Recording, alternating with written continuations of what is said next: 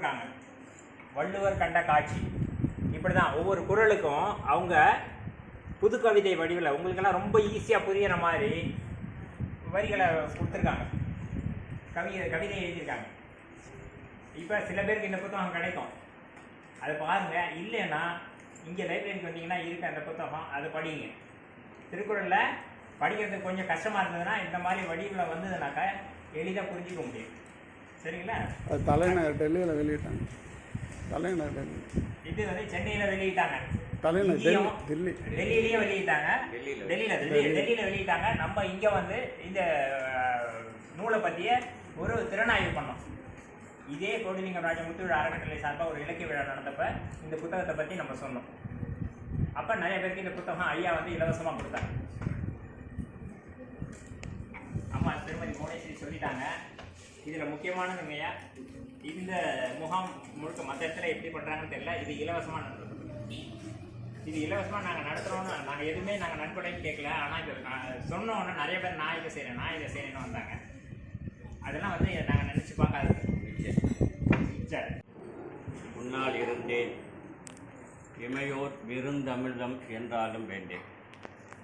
எங்கள் வாழ்வும் எங்கள் வளமும் மங்காத தமிழென்று சங்கியம் விளங்கும். இங்கே வருகை தந்திருக்கக்கூடிய அந்த மாணவி செல்வங்கள் அனைவருக்கும் அன்பான வணக்கம்.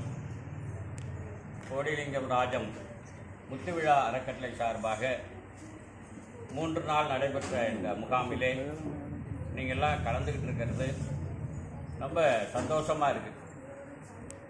நம்ம டீச்சர் சொன்னது போல், சரஸ்வதி பாடசாலை டீச்சர் சொன்னது போல், இந்தமாரி முகாமெல்லாம் நாங்கள் படிக்கும்போது யாரும் நடத்தலை, எங்களெல்லாம் யாரும் ஊக்குவிக்கலை. நாங்களாக படித்தோம், நாங்களாக அப்படி தான் இருந்தோம். எங்களுக்கு சொல்லுவதற்கு, அதாவது வழி நடத்துவதற்கு அதிகமான ஆட்கள் இல்லை.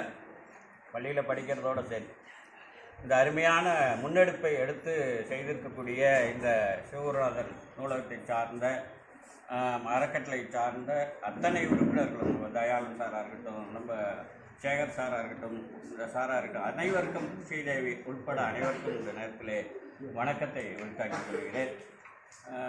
எனக்கு ரொம்ப பரிச்சயமான இடம் அப்படின்னா எதுன்னு நீங்கள் சொல்கிறேங்க? எது? இந்த நூலகம் எனக்கு பரிச்சயமான நூலகம். ஏன்னா நான் இங்கே 7ஆம் வகுப்பு நான் இங்கே தான் படித்தேன். அறிஞர் அண்ணா ஸ்கூலில் இங்கே தான் படித்தேன். எங்கள் அப்பா வந்து திருவாவூர் ஆதீன மேல்நிலைப்பள்ளியின் திருவிடைமருந்தூரில் தமிழாசிரியராக பணியாற்றினார்கள். நான் படிக்கும்போது நான் என்ன பண்ணேன் அப்படின்னா, அவங்க இங்கே அனுப்பிச்சிட்டாங்க. எங்கள் அத்தை வீடு பக்கத்து தெருவில், பேட்டை வடக்கு தெருன்னு சொல்லுவாங்க. எங்கள் அத்தை இருந்தாங்க. அத்தை மாமா உடம்பு முடியாது, அவங்களுக்கு உதவியாக என்னை அனுப்பிச்சி வச்சாங்க. எந்த வயசு? நான் 7ஆவது படிக்கும்போது நான் என்ன உதவி செய்ய முடியும் இல்லையா? அவங்களுக்கு வேண்டிய அந்த கடையில் போய் பொருளை வாங்கிட்டு வர்றது, அப்போல்லாம் அவங்க வந்து அப்பளம் வியாபாரம் தான் பண்ணுவாங்க. அதுக்கு வேண்டிய உளுந்தெல்லாம் நான் போய் இந்த ரேஷன் கடை இருக்கும் தாராசுரம் போய் நான் போய் நடந்து தான் போகணும், சைக்கிள்லாம் கிடையாது. இங்கேருந்து தாராசுரம் போய் அந்த 5 கிலோவோ 6 கிலோ அந்த 7ஆவது படிக்கும்போது நான் அதை சுமந்துட்டு வந்து அவங்க கொண்டு வந்து கொடுப்பேன். எங்கள் மாமா வீடு இந்த தெருவில் தான் இருக்குது, தாய் மாமா வீடு. நான் பெரும்பாலும் தங்கி இருந்ததெல்லாம் எங்கள் அத்தை வீட்டில் தான். அங்கே இருந்து தான் நான் டெய்லி இந்த பள்ளிக்கு இந்த வழியாக தான் போவேன். அதிகமாக இந்த பயன்படுத்தியது கல்லூரியில் இருக்க பிறகு இங்கே அதிகமாக பயன்படுத்தியது இந்த நூலகம் தான்.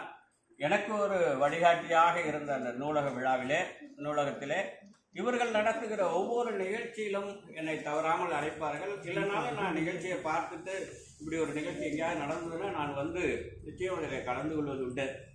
எந்த ஒரு நிகழ்ச்சியும் நம்ம சரியாக திட்டமிட்டு எதை செய்ய வேண்டும், எப்படி செய்ய வேண்டும் என்பதையெல்லாம் யோசித்து செய்யக்கூடியவர்கள். அந்த வகையில் தான் இந்த கேம்ப் உங்களுக்கு நல்ல பயனுள்ளதாக இருக்கும் அப்படிங்கிறத நான் நம்புகிறேன். எப்படி இருந்தது உங்களுக்கு? எப்படி இருந்தது? எல்லாரும் சொல்லும் போது பார்த்தா இன்னும் ஒரு 2 நாள் 3 நாள் இந்த எக்ஸ்ட்ரா இன்னும் இந்த கேம்பை நம்ம தொடரலாம் அப்படிங்கிற எண்ணம் உங்களுக்கு உண்டாயிருக்குல்ல, அதுவே இவங்களுக்கு வெற்றி. இந்த கேம்பை இன்னும் நடத்தணும் அப்படின்னு நீங்கள் நினைக்கிறதே அது இவங்களுக்கு வெற்றி. ஏன்னா நான் தொடர்ந்து இந்த கேம்பில் என்னென்ன அப்படிங்கிற செய்தி இன்றைக்கி தான் அனுப்புனாங்க ஐயா. என்னென்ன மாரியெல்லாம் நாங்கள் உங்களுக்கு செய்தியை நான் உங்களுக்கு பரிமாறிக்கிட்டோம் அப்படிங்கிறத எனக்கு சொல்லியிருக்கிறாங்க. இன்னும் அதில் இதெல்லாம் சேர்க்கலாம் அப்படிங்கிறது. இப்போ நாங்கள் எங்களுடைய இங்கே 63 அப்படிங்கிற திருமண மண்டபம் இருக்குது. அந்த மன்றத்தின் மூலமாக ஆண்டுதோறும் இப்போ 19வது ஆண்டாக கேம்ப் நடத்துகிறாங்க. 2 பகுதியாக பிரிச்சுப்பாங்க. இளையோர்னு அதாவது 5ஆவதுலேருந்து 8வது வரைக்கும் இருக்கிற ஒரு கேம்ப். அது இங்கே 9லேருந்து 12 வகுப்பு இருக்கிற கேம்ப் வந்து சென்னையில் அந்த கேம்ப் நடக்கும். அங்கே சென்னையில் வந்து இன்னும் நிறைய வாழ்வியல் பயிற்சி அப்படின்னு சொல்லி இன்னும் பெரியவங்களெல்லாம் நீங்கள் வந்து அச்சீவ் பண்ணிட்டு இருக்கக்கூடிய அவர்களெல்லாம் அழைத்து வந்து அவர்களை பேச சொல்லி அவர்களை அங்கே கேட்க வைக்கிறது அப்படி நடத்துகிறாங்க. அதில் ஒரு அட்டவணை போட்டு 5 நாள் நடத்துவாங்க. அவர்களை இங்கே தான் இருக்கணும். இவர்கள் தனக்கான பணியை அவங்க இங்கே செஞ்சுக்கணும். தானே தளர்வாரிக்கணும், தன்னுடைய துணியை அவங்களே துவைத்து கொள்ளணும், தன்னுடைய தட்டை சாப்பிட்ட தட்டை எடுத்துகிட்டு போய் கழுவி கொண்டு வந்து வைக்கணும். இந்த செலவு எல்லாமே அந்த நிர்வாகம் தான் ஏற்றுக்குது. அவங்களே எடுத்துக்கொண்டு டாக்டர், நம்ம திருஞான சம்பந்தம்னுக்கு டாக்டர் ஒருத்தங்க அமெரிக்காவில் இருக்காங்க, அவங்க தான் முதல்ல இதை வழிகாட்டினாங்க. அதுக்கப்புறம் அதை தொடர்ந்து அந்த குடும்பத்தார்கள் வந்து தொடர்ந்து நடத்தி வருகிறார்கள். அந்த வகுப்பில் நான் ஒரு ஆசிரியராக, தமிழை போதிக்கக்கூடிய ஆசிரியராக ஒரு 2 மணி நேரம் 2 செக்ஷனாக பிரிச்சிருப்பாங்க. 5, 6 ஒரு ஸ்டூடெண்ட்டு, 7, 8ங்கிறது ஒரு ஸ்டூடெண்ட், ஒரு 15 பேர் இருப்பாங்க. அந்த மாணவர்களுக்கு எங்களால், அதாவது ஒரு நாளில் எவ்வளோ ஒரு மணி நேரத்தில் தமிழை நம்ம போதிக்கணும் அப்படின்னா அடிப்படை விஷயங்களை தான் நம்ம சொல்ல முடியும். ஆனால் இன்றைக்கு வந்து எப்படி மாணவர்கள் இருக்காங்க அப்படின்னா, எழுத படிக்க கொஞ்சம் சிரமப்படுகிற மாணவர்களை நான் பார்க்குறேன். 9ன்னு எழுத தெரியல, சொல்லும்போது எப்படி சொல்கிறோம், நம்ம 9ன்னு சொல்வதில்லை, 9 அப்படிங்கிறோம். 9ன்னு தான் எழுதலாம். 20ன்னு எழுத தெரியல இப்போ உள்ள மாணவர்களுக்கு. அது தவறு இல்லை, அவங்க தவறு இல்லை இல்லையா?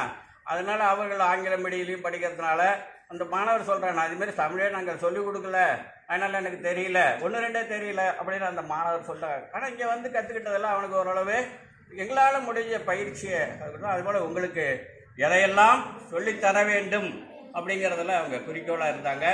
அந்த வகையில் நீங்கள் வந்து கல்வி அப்படின்னு ஒரு விஷயத்தை நான் அப்படி சொல்லிவிட்டு நான் போகிறேன். கல்வியை படிக்கிறது ஒரு எல்லையே கிடையாது. படிக்கிறதுக்கு ஏதாவது எல்லை உண்டா? கற்பதற்கு ஏதாவது எல்லை உண்டான்னா கல்வி கரையில் அப்படின்ட்டாங்க. ஆனால் அதுக்கான இப்போ நம்ம இந்த ஆயுஷுக்குள்ளார படிக்க முடியுமான்னா, நம்ம இந்த ஆயுஷ் வரைக்கும் படிச்சுக்கிட்டே இருக்கணும். அடுத்த பிறவி இருந்தாலும் படிக்கணும். அவ்வளோ நூல்கள் இருக்கின்றன. நாம் எல்லா முழுமையும் இந்த நேரத்தை 24 மணி நேரம் கல்விக்கு செலுத்துகிறோமா அப்படின்னா இல்லை. ஏன்னா சில காலங்களில் உடல்நிலை சரியில்லாமல் போயிடுது. வேறு காலங்கள்னால நம்ம என்ன செய்யலாம், படிப்பை ஒரு நாளைக்கு 1 மணி நேரம் படிக்கிறது அப்படிங்கிற ஒரு முடிவை நம்ம எடுக்கணும். என்ன புத்தகத்தை, உன் பாட புத்தகத்தை அல்லாமல் மற்ற புத்தகங்களை இல்லையா, பொது அறிவை நீ வளர்த்துக்கணும் அப்படின்னா இந்த பேர் நூலகத்துக்கு வந்து இல்லைன்னா நீ வந்து டிவியில் அல்லது மற்ற ஒரு சொற்பொழிவு நடக்குமா இல்லையா, அந்த சொற்பொழிவு நிகழ்ச்சி மூலமாக அவங்க சொல்லுகிற கருத்தையெல்லாம் உள்வாங்கி அதை மனதில் தேக்கிக் கொள்ளணும். என்ன மாரி அவங்க எதை பற்றி அவங்க பேசுகிறாங்க, ஒரு ஆன்மீகமான ஒரு பேச்சாக இருக்கட்டும், நம்ம முன்னேற்றத்துக்கான ஒரு பேச்சாக இருக்கட்டும் இல்லையா, நாம் எப்படி நடக்கணும் அப்படிங்கிறத பற்றி எதை குறித்து இருந்தாலும் கூட அதை குறித்த ஒரு செய்தியை இன்றைக்கி நான் இந்த தெரிஞ்சுக்கிட்டேன், இன்றைக்கி தேதி போட்டுக்கிட்டு இன்றைக்கி நான் ஒரு 10 விஷயங்களை நான் கற்றுக்கிட்டேன், ஒரு 20 விஷயங்களை கற்றுக்கிட்டேன் அப்படின்னு. அதனால் கற்பதற்கு என்பது சொன்னது போல் வயது ஒரு தடை இல்லை. எப்போ நம்ம எழுத படிக்க தெரிஞ்சுட்டோமோ கற்கத்தான், படிக்க தான் நம்முடைய தவறுகள் நீங்கும் இல்லையா, அறியாமை நீ விலகும். அதுக்காக அழகாக ஒருத்தர் சொல்லுவார், இப்போ பாரதிதாசன் தான் சொல்லுவார், இந்த குடும்ப விளக்குங்கிற ஒரு நூலில் சொல்லுவார், இந்த காலை எப்படிடா புலந்தது அப்படின்னா, எப்படி புலந்ததுங்கிறாரு, ஒரு தொட்டி நீளம், ஒரு தொட்டியில் நீள சாயம் இருக்குது, அந்த நீல சாயத்தில் சுண்ணாம்பை கலக்க அது என்ன ஆகிடும், அந்த நீல கலர் கொஞ்சம் கொஞ்சமாக மங்கி அந்த வெண்மை நிறம் உண்டாகும் இல்லையா. அதே போல் வானம் விரிந்ததான். அதே போல் இங்கே அறிவு சேர உள்ள இருக்கிற அறியாமைங்கிறது விலகும் அப்படிங்கிறது சொல்கிறார். தொட்டி நீளத்து சுண்ணாம்பு கலந்த கலப்பனை இருந்த கற்றுக்குலைந்தது அப்படிம்பார். அதனால் நாம் படிக்கிறத எப்படி படிக்கணும் அப்படின்லாம் சொல்லியிருக்காங்க. சில பாடங்களை சத்தமாக படிக்கணும் இல்லையா, நல்லா வாய் விட்டு சிலவற்றை படிக்கணும். சிலவற்றை எப்படி படிக்கணும், சைலண்டாக படிக்கணும், வாய்க்குள்ளார மௌனமாக. உன்னுடைய சிந்தனை முழுதும் எங்கே இருக்கணும், அந்த எந்த பாடத்தை நீ எடுத்துக்கொண்டையோ அந்த பாடத்தில் உன் கண் இருக்கணும், கண் போகணும். மனசு அதுக்குள்ளே பதிஞ்சு அந்த பாடத்துக்குள்ளே வேற சிந்தனை இருக்கக்கூடாது, அந்த எண்ணத்தோட இருக்கக்கூடாது. அப்போ அந்த எந்த பகுதியை படிக்கிறியோ அந்த பகுதியில் உன்னுடைய கண்ணை செலுத்தி உன் மனசை செலுத்தி படிக்கணும். ஊன்றி படிக்கணும், வாய் விட்டு படிக்கணும், மௌனமாக படிக்கணும், ஊன்றி படிக்கணும். முக்கியமான செய்திகள் இருக்குமானால் அதை அடிக்கோடு இட்டுக்கணும் இல்லையா? நம்ம இந்த நூலகத்து புத்தகத்தில் அடிக்கோடு இல்லாமல், ஏன் இது நம்ம புத்தகம் இல்லை, இதை பலர் வந்து பார்ப்பாங்க. அதனால் நாம் அதில் உள்ள விஷயங்களை எடுத்து நம்ம என்ன வரும்போதே என்ன எடுத்துகிட்டு வரணும், ஒரு பேடு, லெட்டரு, ஒரு புக்கு, நோட்டு, அதுக்குன்னு ஒரு நோட்டை போட்டுரு. அந்த நோட்டை போட்டுட்டு அந்த நோட்டில் நீ எழுதிக்கலாம் இல்லையா? நீ ஒரு தலைப்பு போட்டுக்கலாம். ஒரு எதை பற்றியே நீ எடுக்கிறியோ அந்த தலைப்பு மேலே போட்டுக்கிட்டு அந்த விஷயம் அதுக்குள்ளே போட்டுக்கணும். ஒரு 2-3 பாக்ஸ் வச்சுருக்கேன்னு வச்சுக்கேன். ஒரு ஆன்மீகம்னு ஒன்று, பொதுவான ஒரு செய்தின்னு ஒன்று, இப்படி வரலாறுன்னு ஒன்று வச்சுக்க. அந்தமாரி பாக்ஸில் நம்ம கொண்டு போய் ஒரு செய்தியை போடுறது போல், ஒரு பணத்தை போடுறது போல் நம்ம என்ன பண்ணோம், அந்த நோட்டிலே பிரிச்சுக்கலாம். நம்ம இங்கே தலைப்பு, இந்த புத்தகத்தெல்லாம் எப்படி அடிக்கிருக்காங்கன்னு ஒரு தலைப்பு கொடுத்துருக்காங்களோ இல்லையா, இண்டெக்ஸ் கொடுத்துருக்காங்க இல்லையா, அதை கூட நம்ம கூட நோட்டில் பிரிச்சுக்கிட்டு கூட நம்ம எழுதலாம். சரி, நம்முடைய இலக்கியம்